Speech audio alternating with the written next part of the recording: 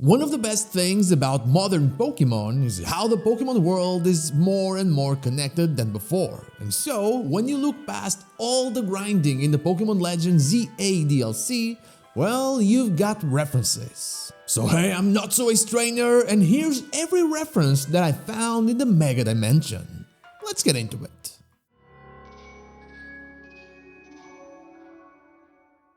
So, just like with my main game reference video, which you should absolutely watch if you haven't already, we're gonna do this region by region to make things a little bit more organized. And so, we're starting with the OG region, Kanto. The OG region is referenced a couple times. First, when we first understand that we're dealing with Hoenn legendaries, Corbo shows a lot of knowledge about them, saying that he spent some time with the boss of a Kanto organization when he was younger, a man that knew a lot about the legends of Johto and Hoenn. While it doesn't exactly say the name, considering what we know about his past, it's very likely that he meant Giovanni, the boss of Team Rocket. Also, fun thing that it doesn't mention anything about the legends of Kanto because, well, there is basically no lore right there. Then, during side mission 133, Kanto is referenced again when we battled the fans of Les Trois Poireaux, as they are users of Kanto's talk style, a style of league fighting that we have never heard of, but that proves that Kanto is evolving. And after you're done with side mission 129, the one where you help the novelist write a romance novel, and are about to start side mission 130, he lets you know that his novel will be a movie and that Sabrina, the psychic gym leader from Saffron City in Kanto, is going to be one of the leads. That is all for Kanto, and sadly, the only reference from Johto is not really a reference, it's that thing I talked about with Giovanni, and so we're skipping all of that and going to Hoenn. There are many references to the Gen 3 region, both in its OG form and in its remake form. It is revealed that Lita comes from Hoenn, something that is referenced many times, including when she's sleep dancing and when we first find out about the Hoenn legendary's involvement in whatever's happening.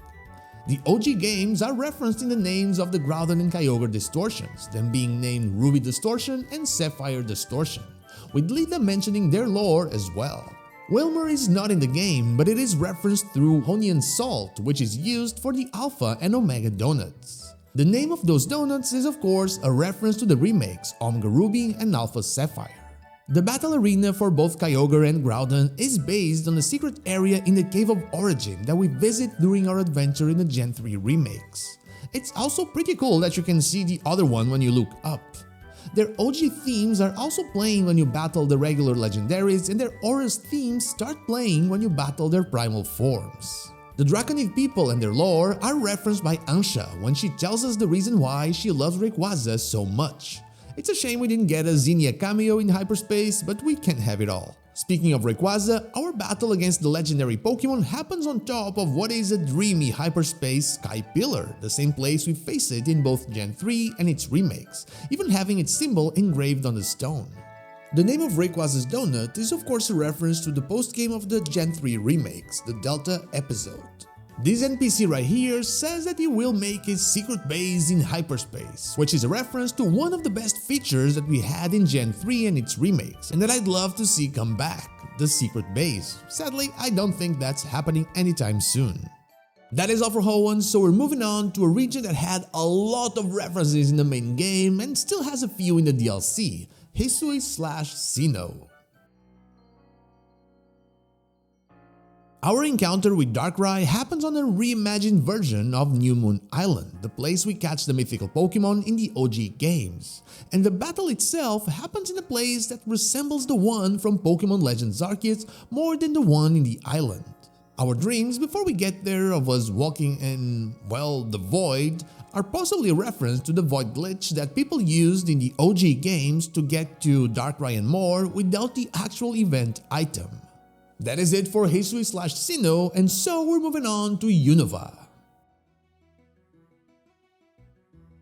In hyperspace, the Pokemon centers have a Swanna movie poster, a Pokemon that isn't in Legends ZA and that possibly is referencing Swan Lake.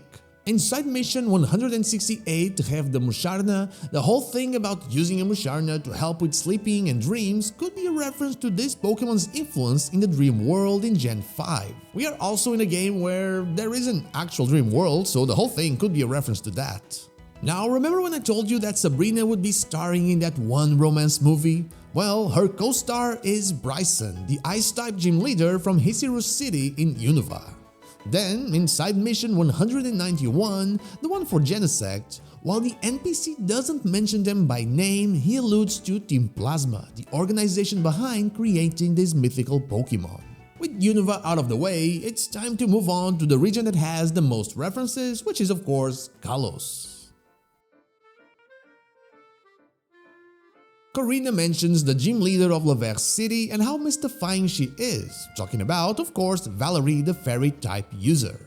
Every time that Ansha talks about Mama, well, she's talking about Diantha, the Kalos champion. Korrina even mentions her Gardevoir in one of our Kwasa Curry conversations at Hotel Z.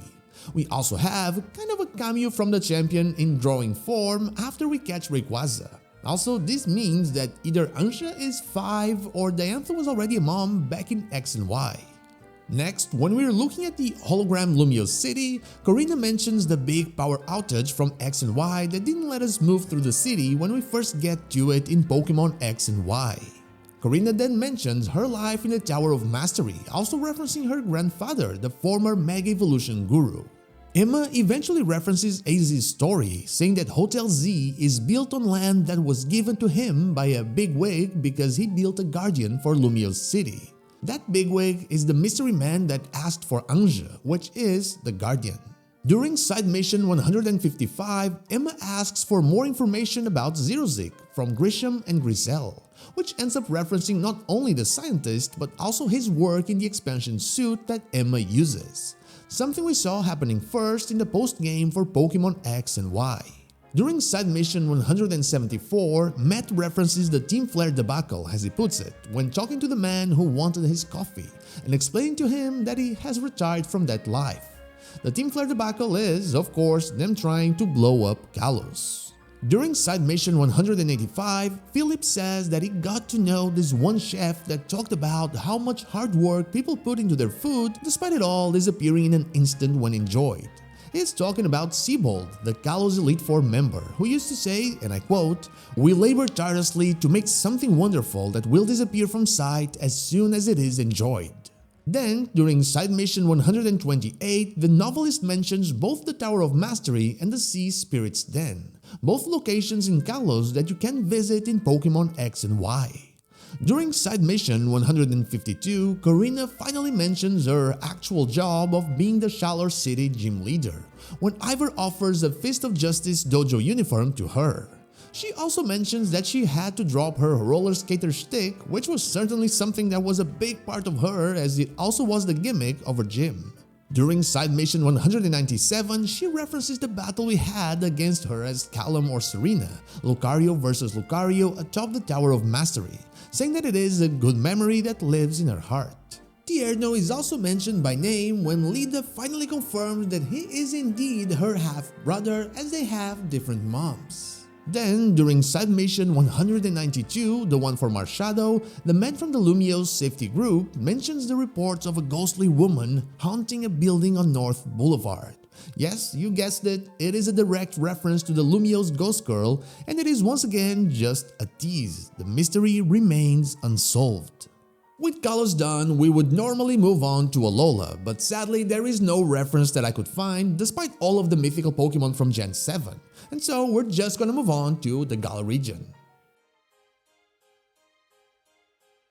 During side mission 150, there is a reference to the city of Winton in the Galar region, and an unnamed school that exists there that, at least from what I can remember, we know nothing about from our Galarian adventure.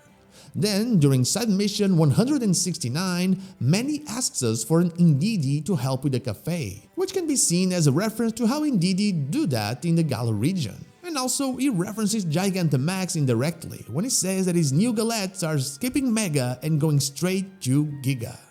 During side mission 129, the novelist comes into the picture again, mentioning that his story would pitch two schools against each other, one with hard, unyielding strikes and another with fleet, flowing movements. To me, this is an indirect reference to the Towers of Two Fists and their different techniques. The Tower of Darkness, single strike focused, and the Tower of Waters, rapid strike focused. And then, during side mission 170, the Rotom sellers tell us about the drone Rotom from the stadium battles in Galar and the bike Rotom that we used to traverse through the region. And finally, after the Galar region, we have Paldea, the latest region we have fully explored.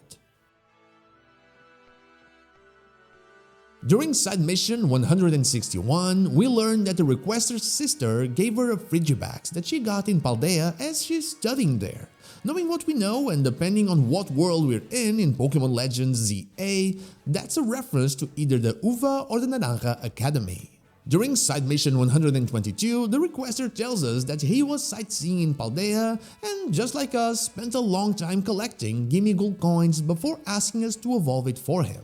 Then it takes our hard work, as it doesn't even give us half the needed coins and gets the Goldengo, but oh well. And finally, Arboliva, despite not being in the game, is mentioned through Corbo gifting us a bottle of Arboliva oil to help make the Delta old-fashioned donut that lets us into the Rayquaza distortion. That is all for the Pokemon regions, but there are still some references to pop culture. I'm not very good at this, so if you found any more, please let me know. During side mission 143, Felina asks us, "I can has Pokemon battle?" Which is a reference to a meme and website as well, where you can find funny pictures of cats with captions written in the same way as Felina's question, known as "I can has cheeseburger." Then, during side mission 156, the man thinks his Arbok is a Seviper, which might be a reference to that weird episode where one of those classic Pokemon anime errors happen, and they say that Seviper evolves from Arbok. And finally, at the risk of sounding a bit like a boomer, I think this is an Among Us reference, isn't it, fellow kids? And those are all the references I could find. And of course, the title is gonna be "I have found every single reference in the Pokémon Legends Z-A DLC" or something like that, because you've gotta be a bit dramatic on YouTube. But if you have found anything else, please let us know down below. And now, that is all I have for you today. Thank you so much for watching, and I'll see you all on the next one. But before I go, I want to thank my YouTube members Good Old Deo and Sean Speak, and my Twitch subscribers and newbies here, Zanes222, Lazarix, and the Dr. Joe. Thank you so much for all of your support.